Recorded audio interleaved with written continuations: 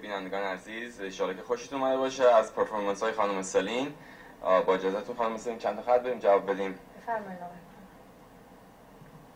سلین شو بفرمایید.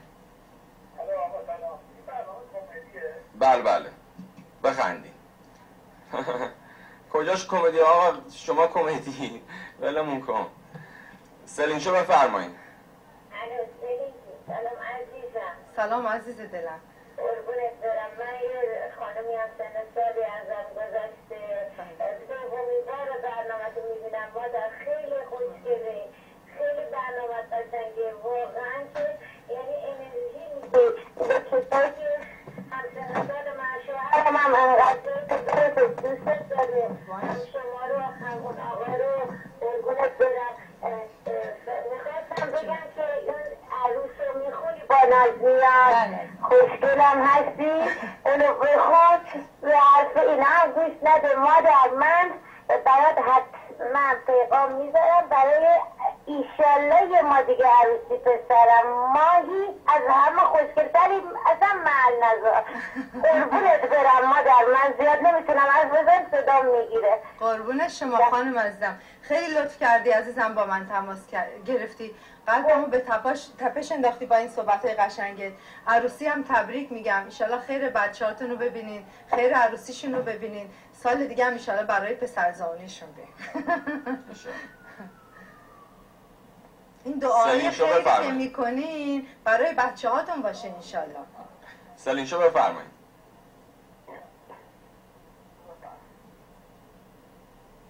سلین شو بفرمایید. الو بفرمایید. سلام، با عرض تبریک و 100 ساله رو یک سره رفتیم. میخواستم بگم ببینم جواب مثبت بدیم به آقا داماد یا نه. قربان شما عزیزم، مرسی عزیزم. هنوز جواب ندادن خانم. سختگیرن. قربان شما عزیزم، مرسی عزیزم از تلفن. مرسی. سلین شو بفرمایید. الو سلام. سلام خانم بفرمایید. سلام خانم سلین، حالتون خوبه؟ قربان شما عزیزم. خیلی شما ناز و خوشگل هستین، خیلی قشنگی هستین. من صداتون رو واقعا دوست دارم. امیدوارم که همیشه موفق باشی. در ضمن عروسی دختر من در راهه، حتما شما رو دعوت میکنم به عروسیشون. البته راهی خود دوره، ولی امیدوارم که تشریف بیارین و این افتخار رو به ما بدین که در عروسی دختر من شرکت کنین. خیلی متشکر میشم و امیدوارم به زودی شما رو در صحنه‌های بزرگ و جاودانی ببینیم شما رو. مرسی خانم عزیزم. عروسی دخترتون رو عزیزم تبریک میگم. انشالله که بهترین عروسی، قشنگترین عروسی باشه، شادترین عروسی رو بتونم براتون برقرار بکنم. این تلفنی که شما به من الان زدین، باید بدونین که عروسی دخترتون که بیام یه نوع دیگه برای من، یه احساس دیگه برای من که بخوام برای دختر شما اون عروس باناز میاد رو بخونم. انشالله خیر دخترتون رو ببینین، خوشبخت بشه انشالله دخترتون. سلین شو بفرمایید. سلام. سلام آقا بفرمایید. میخواستم با خانم سلین صحبت کنم. بفرمایید آقا. بفرمایید. سلام. سلام آقا. خوب هستین؟ مرسی آقا. من خواهرم خیلی از شما خوشش اومده، از سیستم آرایشتون، لباستون. مرسی آقای عزیزم، مرسی، تشکر دارم از خواهرم. یکی از آهنگای دیگه هایدرم بخونین اگه ممکنه، خیلی قشنگ میخونین. قربونت برم عزیزم، مرسی، حتما حتما عزیز. مرسی از تلفنت. مرسی عزیزم. سلین شو بفرمایید. الو سلین شو؟ بله خانم عزیزم بفرمایید. الو. بله بفرمایید بفرمایید. من الان برنامه رو دیدم. من معمولا هیچ وقت نگاه نمی کنم این برنامه رو، ولی شما واقعا هنرمند. قربونتون مرسی.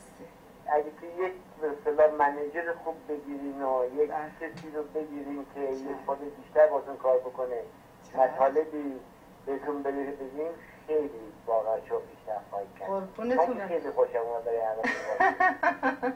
مرسی آقا. مرسی بابا. منیجرشون هم منیجری که من گرفتم دیگه همینجا بغل ازشون نشستم. این دیگه دومی نداره این کارهایی که این کامران میکنه. حالا آقای عزیزم به خود ما اینقدر کار گرفتیم، فول کار هستیم و همیشه سعی میکنیم بهتر بشیم، بهتر بهتر بهتر، برنامه به برنامه سعی میکنم ترقی بکنم. بازم دیگه نمیدونم. اوکی حتما بهتر، حتما بفرمایید. سلین شو بفرمایید. سلام علیکم. من خواستم ازتون واقعا تشکر بکنم، شما بسیار جالب برنامه دارین که آبروی کلیمی‌ها رو خوب بردین.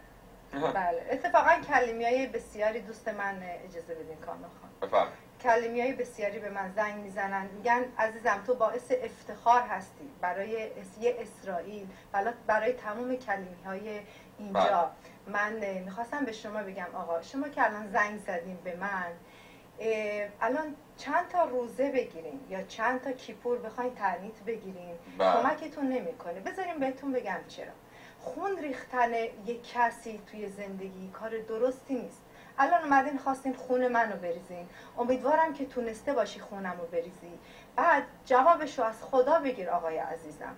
گفتم که تعنیت اگه جویش هستی تعنیت بگیر کیپور، نمیدونم کمکت بکنه. اگه مسلمون هستی روزه هم بگیری کمکت نمیکنه. یعنی خون ریختن آنچنان کار درستی نیست. هیچ کی هم ازش از تو الان خوشش نیومد، هیچ اثر بدی هم نتونستی بذاری، غیر از این که الان فقط جواب تو باید منتظر بشی که خدا به تو بده عزیزم. من دعا برای هیچ کسی نمیکنم.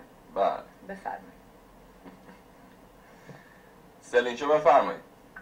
سلام خانم سلین، خسته نباشید. مرسی عزیزم. خانم سلین سلام. سلام عزیزم. خیلی کارتون قشنگه، خیلی دوست دارم. بخوام گفتم خانم سلین شما چند سالتونه؟ چشم خانم عزیزم. شما اگر پیشنهاد ازدواج دارین از من حتما سنمو به شما میگم، ولی میگن که اصولا هنرمندا نباید سنشون رو بگن، که اگه یه موقع مثلا 60 سالم شد بتونم دروغکی بیام به شما بگم 30 سالمه. یه سنی دارم که هنوز مثلا 5 ساعت میرقصم و خیلی پر انرژی هستم و بس دیگه. آره. پیشنهاد ازدواج هم کسی حق نداره بکنه. من اوردی کردم. کسی نیاد وسط. بالا